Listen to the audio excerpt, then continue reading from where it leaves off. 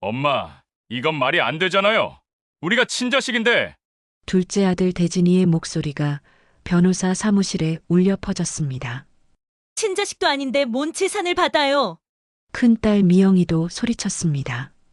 하지만 엄마의 대답은 냉정했습니다. 너희들은 그동안 뭘 했는데? 그거야. 5년간 너희 아버지 간병할 때 어디 있었어? 돈 달라고만 했잖아. 상가 건물 3채, 아파트 2채, 그리고 수억 원의 현금. 건물주였던 아버지의 모든 재산이 혈육이 아닌 며느리에게 넘어간 순간이었습니다. 도대체 무슨 일이 있었던 걸까요? 왜 친자식 5명을 제치고 며느리가 모든 재산을 상속받게 된 걸까요? 그리고 시어머니는 왜 자식들이 아닌 며느리의 편을 들고 있는 걸까요? 자, 그럼 처음부터 차근차근 들어보시죠.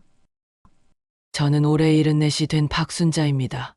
남편 김대호와 결혼한 지 벌써 50년이 넘었습니다. 세월이 정말 빠릅니다. 어제 갔던 신혼 시절이 아득한 옛날 이야기가 되어버렸습니다. 저희 부부는 자식 복이 많았습니다. 아들 셋에 딸 둘, 총 5명의 자녀를 두었습니다. 첫째 대준이, 둘째 대진이, 셋째 대혁이, 그리고 딸들인 미영이와 미선이까지 모두들 건강하게 자라서 각자 가정을 꾸리고 살고 있습니다. 남편은 젊은 시절부터 부동산에 눈이 밝았습니다. 처음엔 작은 상가 하나로 시작했는데 하나둘씩 늘려가더니 이제는 서울과 경기도 일대의 건물 몇 채를 소유한 건물주가 되었습니다. 월세 수입만으로도 넉넉하게 살 수 있을 정도입니다. 남편은 항상 말했습니다. 돈이 돈을 번다고 부동산만큼 확실한 투자는 없어. 그 덕분에 저희는 자식들 모두 대학까지 보낼 수 있었고 결혼할 때도 넉넉하게 도와줄 수 있었습니다. 그 중에서도 첫째 며느리 은주는 참 특별한 아이였습니다. 대준이가 28배 데려온 신부인데 첫인상부터 범상치 않았습니다. 조용하면서도 예의가 바르고 무엇보다 진심이 느껴지는 아이였습니다. 시댁에 처음 인사 왔을 때도 과하지 않으면서 정성스럽게 준비해온 게 보였습니다. 은주는 평범한 중산층 가정의 외동딸이었습니다. 아버지는 회사원이었고 어머니는 동네에서 작은 반찬 가게를 운영하셨다고 했습니다. 그런 집 딸답게 살림살이에도 능숙했고 무엇보다 어른을 공경할 줄 아는 아이였습니다. 결혼식도 소박하게 치렀는데 오히려 그런 점이 마음에 들었습니다. 요즘 젊은 것들처럼 허영을 부리지 않는 게 보기 좋았습니다. 결혼 후 은주는 정말 모범적인 며느리였습니다. 명절 때마다 일주일 전부터 준비해서 정성스럽게 차례상을 차렸고 시댁 식구들 생일이나 기념일도 절대 잊지 않았습니다. 특히 저와 남편을 정말 친부모처럼 잘 따랐습니다. 가끔 친정 이야기를 할 때 보면 부모님을 정말 사랑하는 게 느껴졌습니다. 저희 아버지가 이런 분이세요?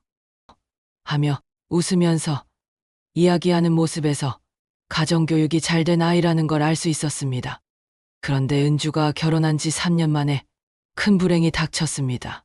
친정 부모님이 고속도로에서 교통사고를 당하신 것입니다. 음주운전 트럭이 추돌해서 두 분 다 그렇게 떠나셨습니다. 소식을 들은 은주는 며칠 동안 말을 잇지 못했습니다. 장례식장에서 혼자 오열하는 모습이 지금도 잊혀지지 않습니다. 그런데 정말 설상가상이었습니다.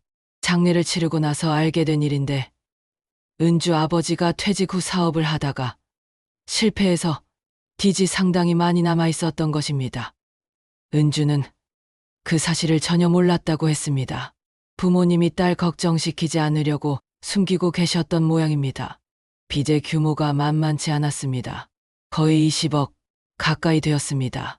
은주는 그때 정말 절망에 빠졌습니다. 갑자기 고아가 된 것도 모자라 천문학적인 빚까지 떠안게 된 것입니다. 친정집도 경매로 넘어갔고 부모님이 남기신 모든 것을 정리해도 빚의 반도 갚을 수 없는 상황이었습니다.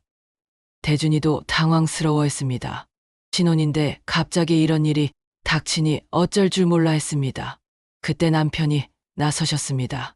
이런 때 시댁이 도와주지 않으면 누가 도와주겠나?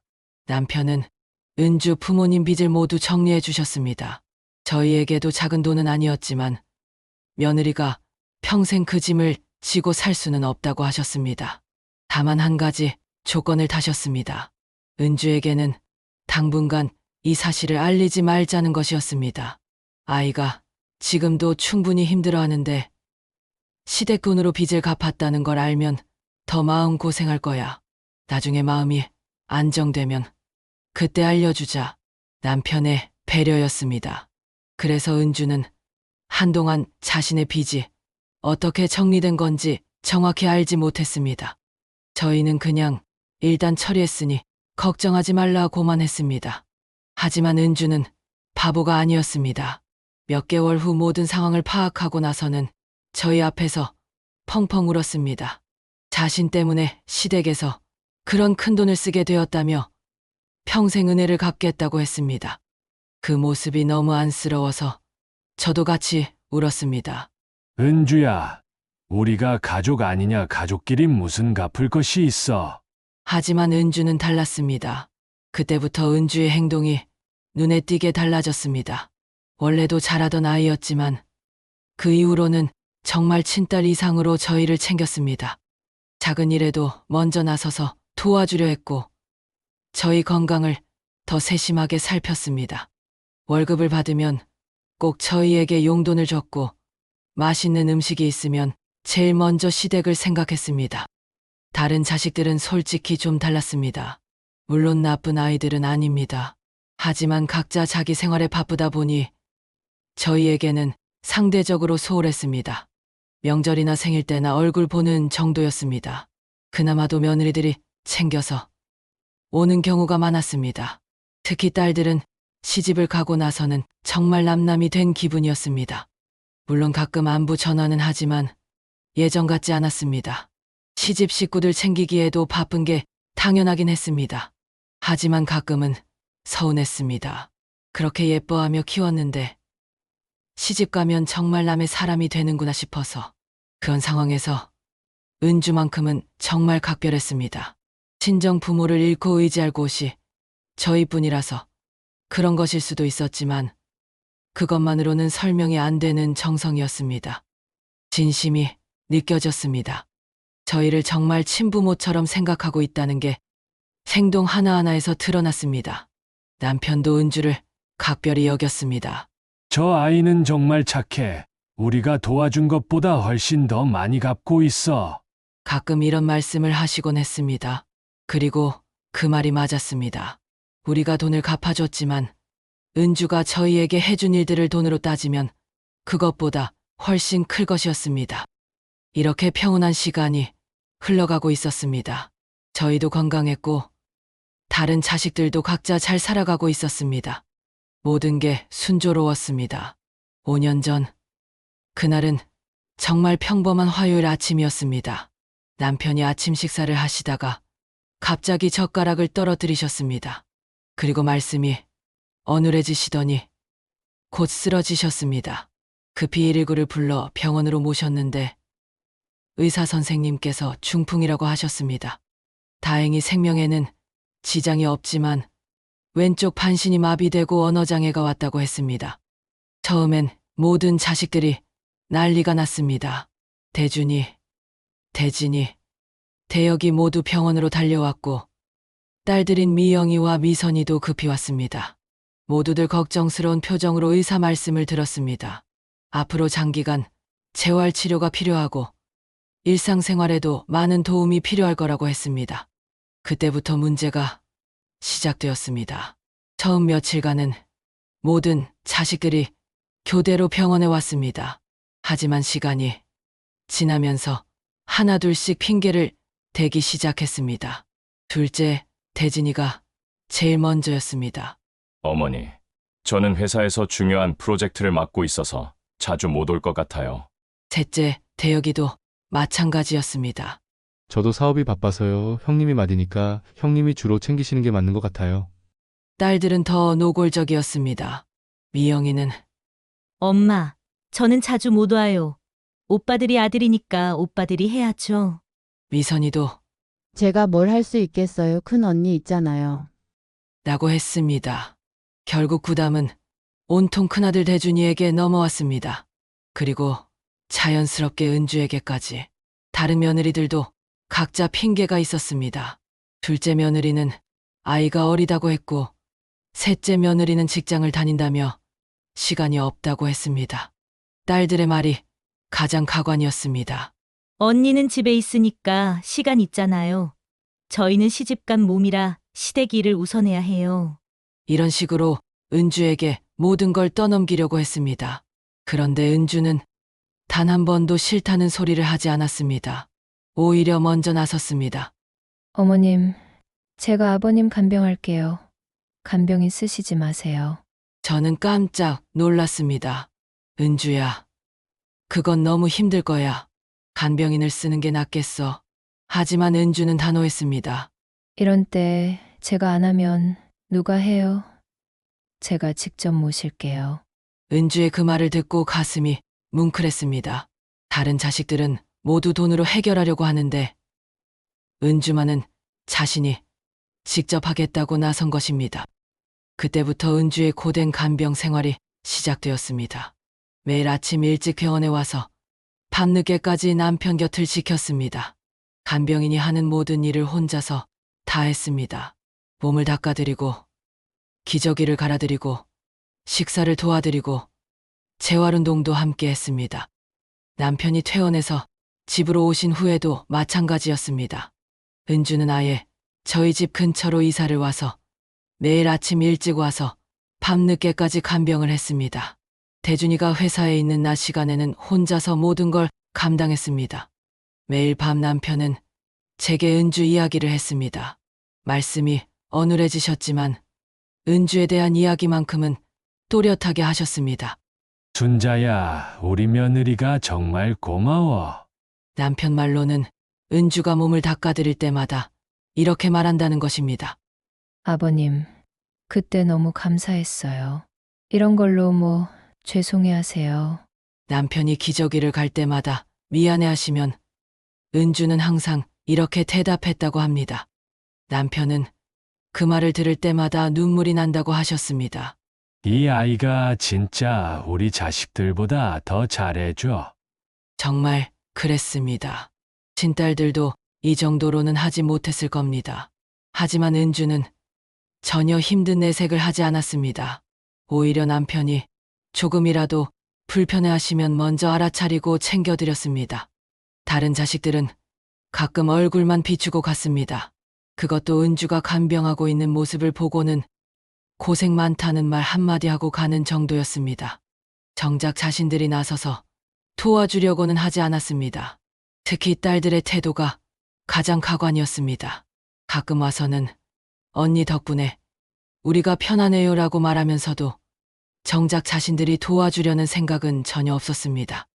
심지어 친구들에게는 우리 큰언니가 아버지 간병을 정말 잘해줘서 우리는 신경 안 써도 돼라고 자랑스럽게 말하고 다닌다는 소리까지 들었습니다. 한 번은 정말 화가 나서 미영이에게 말했습니다. 미영아, 내가 좀 도와줘야 하는 거 아니냐? 그랬더니 미영이가 이렇게 대답했습니다. 엄마, 언니가 집에 있으니까 언니가 하는 게 맞잖아요. 그 말을 듣고 너무 화가 났습니다. 시집간 딸이라고 해서 친정 부모 간병에 전혀 신경 쓰지 않아도 되는 건 아니지 않습니까? 하지만 미선이도 마찬가지였습니다. 엄마 며느리가 있는데 딸이 나서면 오히려 이상하지 않아요. 언니가 알아서 잘하고 있잖아요. 이런 식으로 모든 걸 은주에게 떠넘기고 있었습니다. 그런데 더 기가 막힌 일이 있었습니다. 자식들이 저에게 이런 말을 하기 시작한 것입니다. 엄마, 아버지 살아계실 때 재산을 미리 정리하시는 게 좋을 것 같아요. 상속세가 많이 나올 텐데 미리 준비하지 않으면 나중에 손해예요. 건물들 명의를 미리 이전해 두시면 세금을 많이 절약할 수 있어요. 겉으로는 세금 걱정을 해주는 척했지만 속내는 뻔했습니다. 아버지가 돌아가시기 전에 미리 재산을 나눠받고 싶어 하는 거였습니다. 특히 대진이가 가장 적극적이었습니다. 어머니, 제가 부동산에 대해서 많이 알아봤는데 지금 이전하는 게 훨씬 유리해요. 하지만 남편은 그런 제안들을 모두 거절하셨습니다. 말씀이 어눌하셨지만 의사는 분명했습니다. 아직 때가 아니야. 자식들은 실망스러워했지만 더 이상 강요하지는 못했습니다. 그 와중에 은주만은 재산 이야기는 꺼내지도 않았습니다. 오직 남편 간병에만 신경 썼습니다. 남편의 상태가 조금이라도 좋아지면 기뻐했고 안 좋아지면 걱정했습니다. 진짜 친딸처럼 말입니다. 이런 생활이 5년간 계속되었습니다. 은주는 한 번도 지친 내색을 하지 않았습니다. 간혹 제가 은주야, 너무 고생이 많다. 가끔은 쉬어라라고 하면 은주는 이렇게 대답했습니다. 어머님, 괜찮아요. 아버님께서 저한테 정말 잘해주셨잖아요. 이 정도는 당연히 해야죠. 그런 은주를 보면서 남편도 저도 정말 고마웠습니다. 특히 남편은 은주에 대한 고마움을 매일 밤 저에게 표현하셨습니다. 순자야, 우리가 은주한테 정말 고마워해야 해. 다른 놈들은 돈 타령만 하는데 은주만 진짜 효도해. 내가 은주한테 뭔가 해줘야겠어. 남편의 그런 말씀을 들으면서 저도 마음이 복잡했습니다. 친자식들은 재산만 신경 쓰는데 며느리만 진짜 효도를 하고 있으니 말입니다. 그러던 어느 날 남편이 저에게 이런 말씀을 하셨습니다. 순자야, 변호사 불러줘. 무슨 일이세요? 유언장 써야겠어. 그때부터 남편의 마지막 계획이 시작되었습니다. 남편이 유언장을 쓰겠다고 하신 날, 저는 변호사 선생님을 모셔왔습니다. 김 변호사님은 저희 가족의 법적 업무를 오랫동안 담당해 주신 분이었습니다. 남편은 말씀이 어눌하셨지만 의식은 또렷하셨습니다. 변호사님, 유언장 쓰려고 합니다. 김 변호사님이 차근차근 설명해 주셨습니다. 유언장을 작성할 때는 본인의 의사가 명확해야 하고 증인이 필요하다고 했습니다. 남편은 고개를 끄덕이시며 자신의 뜻을 말씀하셨습니다. 그 내용을 들으면서 저는 깜짝 놀랐습니다. 남편이 얼마나 깊이 생각하고 계셨는지 알 수 있었습니다. 내 재산 모든 건물과 현금 순자가 살 집 하나만 빼고 모두 은주에게. 변호사님도 놀라셨습니다. 사위님이 아니라 며느리분께 직접 물려주시는 건가요? 그래. 은주가 5년간 나 혼자 간병했어. 다른 놈들은 돈 타령만 했지. 그날 밤 남편이 저에게 자세히 설명해 주셨습니다. 순자야, 내가 살아생전에 은주 부모님 빚 갚아줬잖아. 그럼요. 그때 제가 반대했나요? 근데 은주가 그 은혜를 5년간 몸으로 갚았어. 매일 밤낮으로. 남편 말이 맞았습니다. 은주가 한 일들을 돈으로 따지면 빚보다 훨씬 더 클 것이었습니다. 5년간 간병인보다 더 세심하고 정성스럽게 간병해줬으니까요. 그리고 다른 놈들 한 일이 뭐가 있나. 돈만 달라고 했지. 정말 그랬습니다. 다른 자식들은 간병은 은주에게 떠넘기고 재산만 미리 달라고 졸라댔습니다. 은주가 진짜 우리 딸이야. 피는 물보다 진하다고. 하지만 마음이 더 진해. 그렇게 남편은 유언장을 완성하셨습니다. 그리고 3개월 후 남편이 세상을 떠나셨습니다. 장례식장은 그야말로 북새통이었습니다. 모든 자식들이 와서 울었고 친척들도 모두 모였습니다. 하지만 그 와중에도 저는 눈치챌 수 있었습니다. 자식들의 머릿속에는 온통 재산 생각뿐이었습니다. 특히 대진이와 대혁이는 장례식 중에도 제게 슬쩍슬쩍 물어봤습니다. 어머니, 아버지가 유언장 같은 건 남기셨어요? 언제쯤 재산 정리를 하실 건가요? 그런 반면 은주는 정말 슬퍼했습니다. 남편관 앞에서 하염없이 눈물을 흘렸습니다. 마치 친아버지를 잃은 것처럼 말입니다. 아버님, 정말 감사했습니다. 저 때문에 고생 많이 하셨는데 은주의 그 모습을 보면서 저도 눈물이 났습니다. 정말 진심으로 남편을 그리워하고 있었습니다. 장례를 마치고 일주일 후, 김 변호사님이 유언장 공개를 위해 오셨습니다. 모든 자식들이 모였습니다. 다들 기대에 찬 표정이었습니다. 아마 건물 하나씩은 받을 줄 알았던 모양입니다. 김 변호사님이 유언장을 펼치고 읽기 시작했습니다. 고인께서 남기신 유언의 내용은 다음과 같습니다. 첫째, 현재 거주하고 있는 아파트 한 채는 아내 박순자에게 남깁니다. 자식들이 고개를 끄덕였습니다. 당연한 내용이라고 생각했던 것 같습니다. 둘째, 나머지 모든 재산인 상가 건물 3채, 아파트 2채, 그리고 현금 및 예금 전액은 맏며느리 김은주에게 상속합니다. 그 순간 방 안이 조용해졌습니다. 자식들이 모두 멍한 표정으로 변호사님을 바라봤습니다. 대진이가 제일 먼저 입을 열었습니다. 잠깐요. 뭔가 잘못된 것 같은데요? 형수에게 모든 재산을 김 변호사님이 차분하게 대답했습니다. 고인께서 명확한 의식하에 작성하신 유언장입니다. 증인도 있고 법적으로 아무 문제 없습니다. 대여기가 벌떡 일어났습니다. 이건 말이 안 되잖아요. 우리가 친자식인데. 미영이도 소리쳤습니다. 자식도 아닌데 뭔 재산을 받아요. 이건 무효예요. 미선이까지 합세했습니다.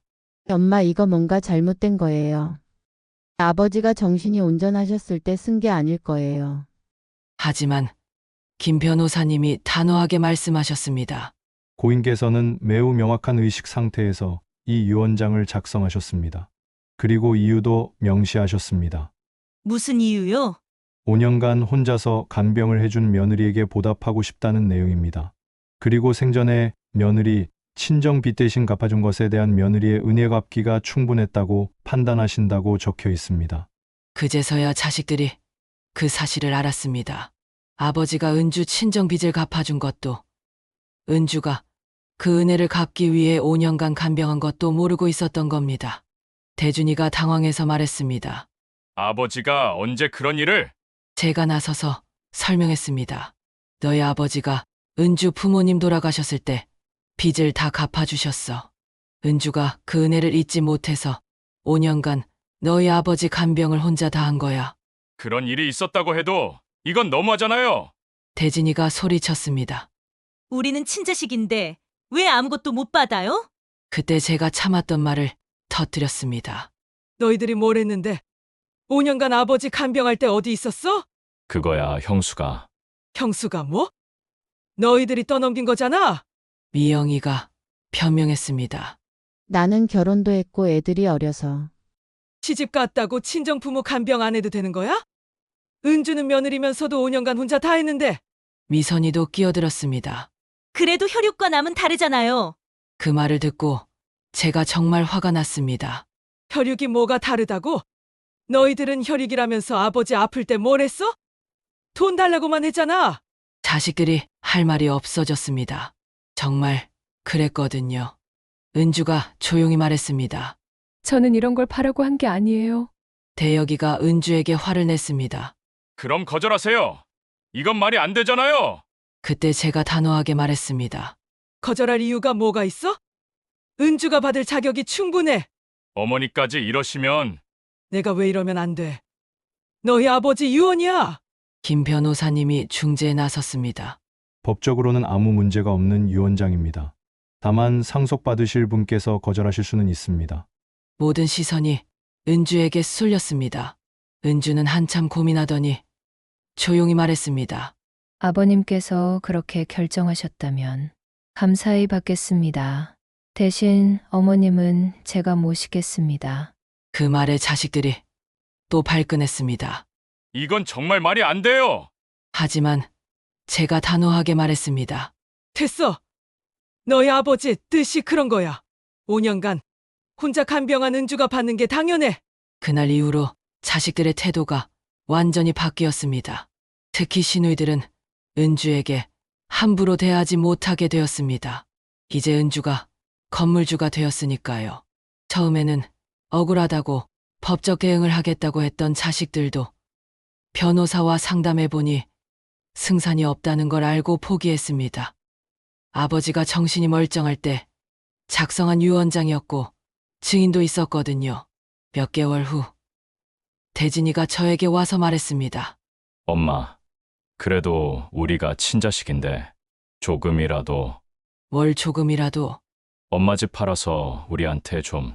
제가 단호하게 거절했습니다. 안 돼. 너희 아버지 뜻이야. 미영이와 미선이도 마찬가지였습니다. 처음에는 은주를 원망했지만 이제 와서 보니 자신들이 잘못했다는 걸 알겠다고 했습니다. 하지만 이미 늦었죠. 은주는 정말 약속대로 저를 잘 모셔주고 있습니다. 재산을 받았지만 전혀 달라지지 않았어요. 오히려 더 정성스럽게 저를 챙겨줍니다. 매일 안부를 묻고 병원에 갈 때도 함께 가주고 맛있는 음식도 자주 해줍니다. 무엇보다 제가 외롭지 않게 해줍니다. 다른 자식들은 재산 문제 이후로 예전만큼 자주 오지 않아요. 하지만 은주는 매일같이 와서 안부를 묻고 함께 시간을 보냅니다. 가끔 이웃 할머니들이 부러워합니다. 순자 씨는 참 복이 많아. 며느리가 그렇게 잘해주니 딸보다 더 잘해주는 것 같던데. 그럴 때마다 저는 자랑스럽게 대답합니다. 우리 은주는 정말 특별한 아이예요. 친딸보다 더 잘해줘요. 정말 그렇습니다. 은주는 이제 제게 진짜 딸이 되었습니다. 피는 물보다 진하다고 하지만 진심은 피보다 더 진한 것 같습니다. 얼마 전에는 은주가 이런 말을 했습니다. 어머님, 제가 아버님 덕분에 이렇게 될 수 있었어요. 그 은혜를 평생 잊지 않을게요. 그 말을 듣고 제가 답했습니다. 은주야, 너야말로 우리에게 큰 은혜를 베풀었어. 너 같은 며느리를 둔 게 우리의 복이야. 지금 생각해보면 남편의 결정이 정말 옳았다는 생각이 듭니다. 진짜 효도한 사람이 보상받는 게 당연하죠. 그리고 은주는 그 보상을 받을 자격이 충분합니다. 다른 자식들도 이제는 조금씩 깨닫고 있는 것 같습니다. 가끔 와서 은주에게 고마워하는 모습을 보입니다. 은주가 저를 잘 모셔주는 걸 보면서 자신들이 그동안 얼마나 소홀했는지 느끼는 것 같아요. 하지만 후회해도 이미 늦었습니다. 기회는 누구에게나 공평하게 주어졌는데 그때 그 기회를 살리지 못한 거니까요. 은주는 이제 정말 제 딸입니다. 아니, 제일 소중한 딸입니다. 앞으로도 서로 의지하며 살아갈 예정입니다. 그리고 저는 확신합니다. 남편이 내린 그 결정이 정말 옳은 결정이었다고 말입니다. 이 이야기를 통해 우리가 생각해 볼 점이 있습니다. 작은 은혜라도 잊지 않고 갚으려는 마음, 그리고 그런 마음을 알아보고 인정해주는 지혜의 소중함입니다. 은주는 시아버지가 베풀어준 도움을 평생 잊지 않았습니다. 그리고 그 은혜를 갚기 위해 5년간 혼신의 노력을 다했습니다. 반면 다른 자녀들은 당연히 받을 줄 알았던 것들을 놓치고 말았죠. 인생에서 기회는 누구에게나 공평하게 주어집니다. 하지만 그 기회를 알아보고 잡는 것은 각자의 몫입니다. 은주처럼 작은 은혜에도 감사할 줄 아는 마음, 그리고 그 감사를 행동으로 보여주는 용기가 결국 큰 복으로 돌아오는 것 같습니다. 여러분도 지금 주변에 있는 소중한 분들께 감사한 마음을 전해보시는 건 어떨까요? 작은 관심과 정성이 언젠가는 큰 의미가 될 수 있습니다. 오늘 이야기가 마음에 드셨다면 구독과 좋아요 버튼을 꾹 눌러주세요.